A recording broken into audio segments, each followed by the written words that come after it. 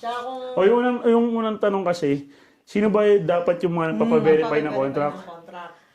Sino nga ba ang dapat magpa-verify ng contract?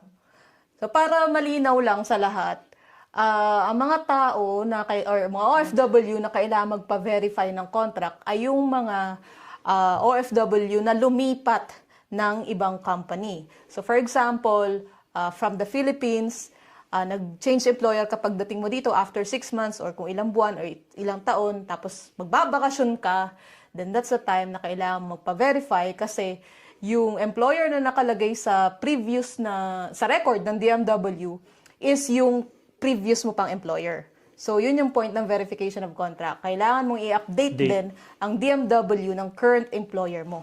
So, yung mga nag-change of employer lang kadalasan. Yun. So, parang mas malinaw. So, kunyari, for example,